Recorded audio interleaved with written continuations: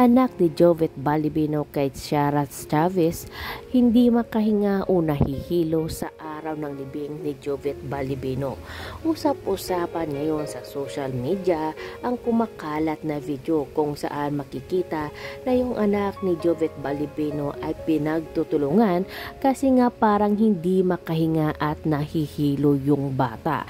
At dito rin nagulat ang lahat sa hindi inaasahang ginawa ni Camille Ann Miguel sa anak ni Jovet Balibino sa kanyang ex na si Shara Chavez. Marami sa mga netizen ang nagulat at hindi makapaniwala sa kanyang ginawa.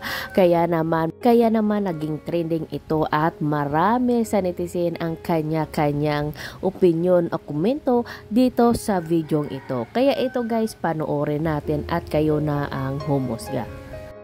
Ayan guys, nakikita natin na yung anak ni Jovet Balibino ay pinagtutulungan nila na bigyan ng tubig, meron pang Vicks o ano pa yan na nilagyan pa ng electric fan yung bata kasi nga syempre nahihilo siguro yung bata at hindi makahinga sa sobrang dami ng tao na nakikpaglibing dito sa tatay niya.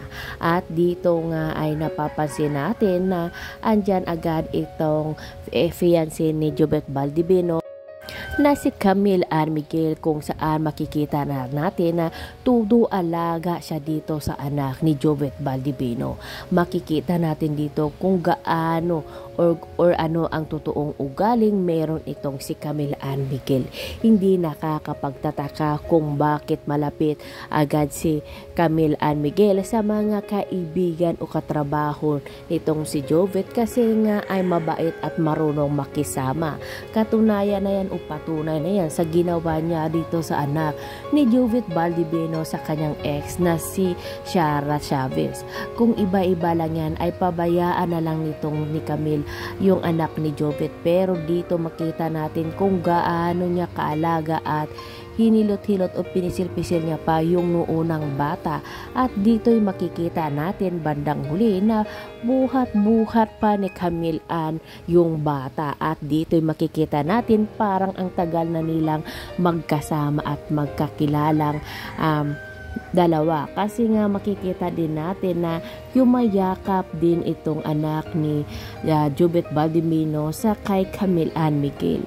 Kaya naman naging trending ang video na to kasi nga nakakaantig ng puso at nakakatouch yung napapanood natin. Ibang-iba sa ibang mga nakilala natin na parang walang pakialam sa mga anak ng ex nila. Pero dito kay Camille Ann Miguel, tanggap niya kung ano man ang meron itong si Jovet at lalong-lalo na yung kanyang anak. Kaya hindi nakakapagtataka kung minahal siya ng sobra nitong si Jovet Balibino at